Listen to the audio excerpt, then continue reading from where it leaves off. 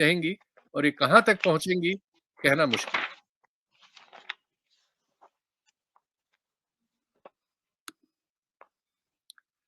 Mic खोल ले, mic खोल ले।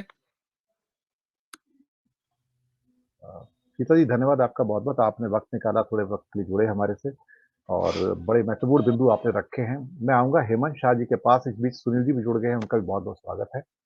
अ, हेमंत भाई तो गुजरात से हैं मूलतः, लेकिन बड़े प्रोफ़ेसर हैं, बड़े इकोनॉमिस्ट हैं और भारत की जितनी टॉप लेवल इंस्टीट्यूशंस हैं, उसके विज़िटिंग फैकल्टी भी हैं और बहुत बड़े विचारक हैं। हेमंत भाई, जी। सौदागर वाला देश हो गया है तो। आपने तो ऐसी कोई इंस्टीट्यूट दुनिया में छोड़ी नहीं जहां आपने एड्रेस ना किया हो लोगों को। एक से एक बड़े देशी विदेशी इंस्टीट्यूट, क्या एम्स हो या विदेश के बड़े-बड़े इंस्टीट्यूट हों। बड़े-बड़े एक्सपर्ट से आपने बात की, बड़ी-बड़ी एक्सपर्ट कमिटीज़ में आप एक सदस्य हैं। हेमंत भाई, सौदागरों के हाथ में देश चला जाए, तो देश तो बिकेगा ना। हम तो वापस ईस्ट इंडिया वाले काल में वापस आ गए हैं। हेमंत भाई। देखिए, मुझे आपने जो कहा इससे कबीर का एक दोहा याद आ रहा है। कबीर ने कहा था कि कबीरा खड़ा बाजार में सबका मुजरा लेत, जैसी जिसकी चाकरी वैसा उसको देत।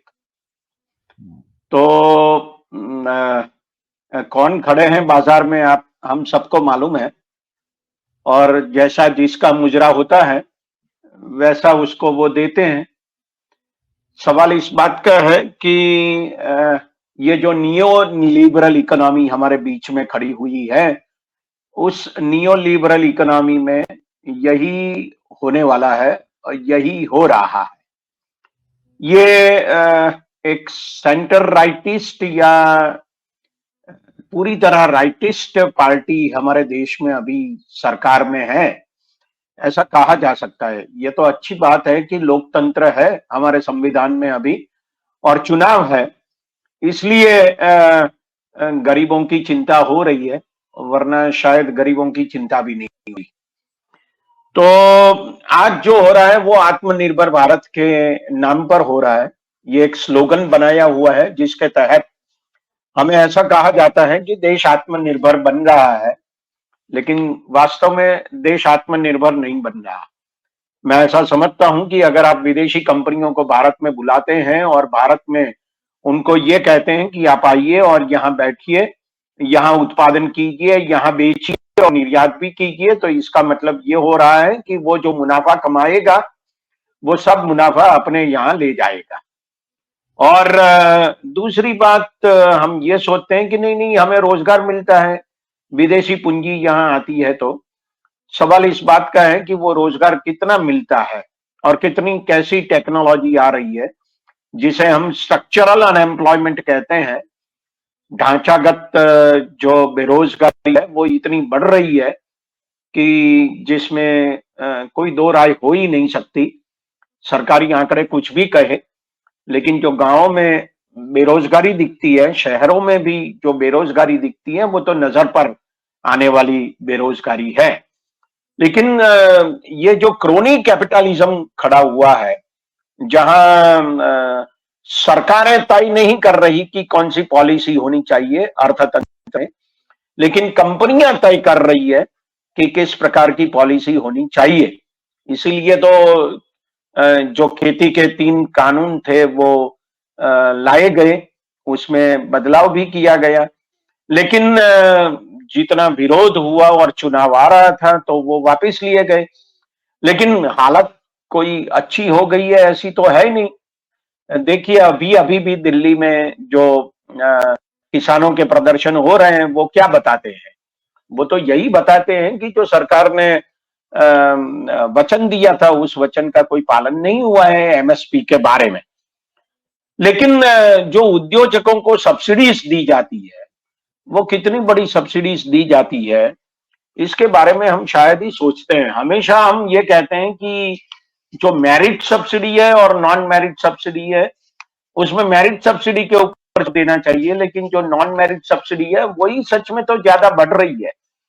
मैं एक उदाहरण देना चाहूंगा। जब नरेंद्र मोदी यहाँ गुजरात में मुख्यमंत्री थे, तब बिजनेस स्टैंडर्ड में 26 अप्रैल 2014 को एक न्यूज छपी थी और इसमें यह कहा गया था कि अदानी जुट की कंपनियों को, टाटा मोटर्स को, फोर्ड इंडिया को और मारुति सुजुकी को जो भी करीब 17,000 18,000 एकड़ जमीन दी गई थी, उसके दाम बहुत कम थे। 2006 से 2012 के दौरान ये जमीनें दी गई।